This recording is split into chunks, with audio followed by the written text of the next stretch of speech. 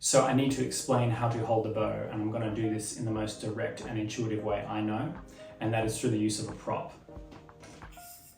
If we simply hold this water bottle or any shape like this, it can be a teacup or whatever, this translates to a perfect bow hold. If I go to hold the bow, you can see that it is essentially the same hold. So what we can ascertain from this is that cello technique is predicated on natural everyday movements we already know very well. So I will now break down the syntax and go a little bit further into what is involved in holding the bow. I believe in putting your thumb in this groove here and having your two strongest fingers oppose the direction of the thumb. Place your second finger on this piece of metal and attach your third finger. It is very critical that we have a bit of space between the first and the fourth finger. This is a common mistake. And again, the use of the prop can be helpful in showing us how. If you grab an object like this with your fingers bunched together and start moving the object around, you'll notice that you have very little control of the object and it would be very easy to drop it. This would, of course, translate itself to your bow hold. You just have far less control, and fine motor skills aren't really possible. So it is essential to have a bit of space between 1 and 4. Let's start our first bow stroke, which is going to be whole notes or semi-briefs.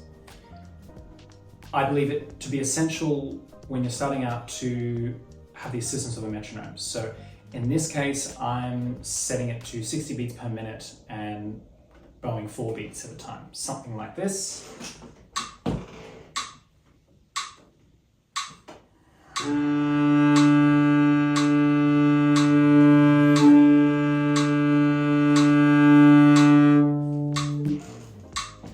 So there's actually a lot involved in this, but I'm going to focus on just a few fundamental points.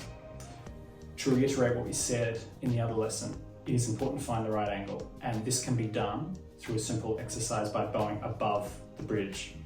If you do this, you'll notice that you will be on a slight angle. That is the correct angle. Now, what I would like to be the primary focus is the contact point, which I'd recommend being 75% down from the fingerboard towards the bridge. So this being the fingerboard and this being the bridge, I'd recommend being 3/4 of the way down. Now the challenge is to stay there. So too often I see students doing something along the lines of this, kind of ice skating around the surface of the string with very little focus.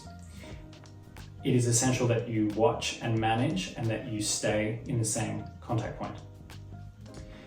The other thing to focus on is being as relaxed as possible, because it is only through being relaxed and fluid in your elbow movements that you'll be able to create an open, fluid sound. So try and avoid sounding something along the lines of this, pinched. Instead, we should have an open, resonant sound more along the lines of this.